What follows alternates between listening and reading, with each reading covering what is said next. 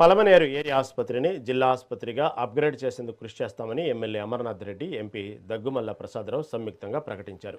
పలమనేరులోని SC బాలికల వసతి గృహాన్ని 20 లక్షల రూపాయల ఎంపీ నిధులతో పునర్నిర్మించి వారు ప్రారంభించారు. అనంతరం ఏరియా ఆసుపత్రిలో దాతల సహకారంతో ఏర్పాటు చేసిన చిల్డ్రన్స్ పార్కు 3.80 లక్షల రూపాయల విలువైన డబుల్ ఫ్రీజర్ను ప్రారంభించారు. 3 రాష్ట్రాల కూడలిలో ఉన్న ఈ ఆసుపత్రి ఉన్నతీకరణపై ప్రభుత్వం దృష్టికి తీసుకెళ్తామని, త్వరలోనే మంత్రితో చర్చిస్తామని తెలిపారు. వైద్య సిబ్బంది రోగుల పట్ల సానుభూతితో మెలిగి మెరుగైన సేవలు అందించాలని ప్రజాప్రతినిధులు సూచించారు.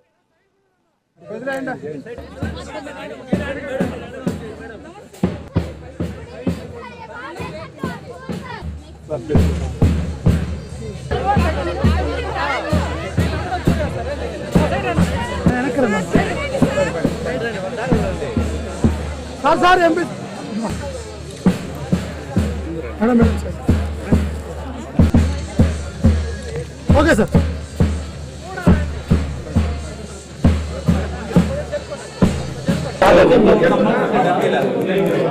సరే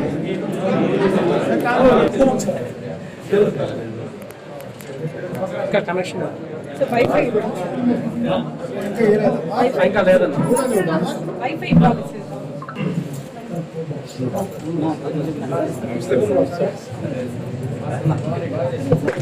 తదుపరిగా మనము డంబెల్స్ యాక్టివిటీని ప్రదర్శించడానికి మోక్షాటిని నేను పౌరులుగా మనమేం చేయాలా, ఒక మేనేజ్మెంట్ లో ఉన్నటువంటి ఉపాధ్యాయులు కానీ మీరేం చేయాలని ఈరోజు వాటన్నిటికంటే అతీతంగా మన ముఖ్యమంత్రి చంద్రబాబు నాయుడు గారు కావచ్చు, ప్రత్యేకంగా ఈరోజు మన విద్యాశాఖ మంత్రి నారా లోకేష్ గారు ఈ 2 సంవత్సరాల్లో, ఎందుకంటే ఇది రాజకీయ వేదిక కాదు ఇది నేను రాజకీయాల గురించి మాట్లాడదలుచుకోలే, ఆయన ఆలోచన మొత్తం కూడా విద్యా ప్రమాణాలు ఈ రాష్ట్రంలో ఏ రకంగా పెంచాలా, ఏ రకంగా గతంలో విద్యా ప్రమాణాల్లో సరిగా లేక ఇబ్బంది పడి ప్రభుత్వ పాఠశాలల నుంచి కూడా ప్రైవేటు పాఠశాలలకు తండోపతండాలుగా వెళ్ళిపోతే, ఆనాడు సక్రమంగా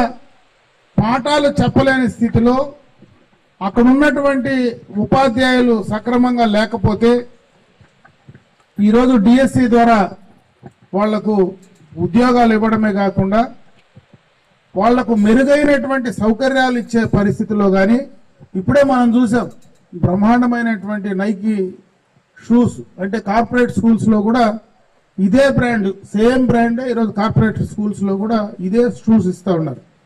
అటువంటి మంచి బ్రాండింగ్ ఉండేటువంటి షూస్ కానీ, పుస్తకాలు కానీ, బట్టలు కానీ ఈరోజు ఈ మనకు పెట్టేటువంటి డైట్ ఛార్జెస్ కూడా ఈ మధ్యనే డైట్ ఛార్జెస్ కూడా రివైజ్ చేసి డైట్ ఛార్జెస్ కూడా పెంచారు.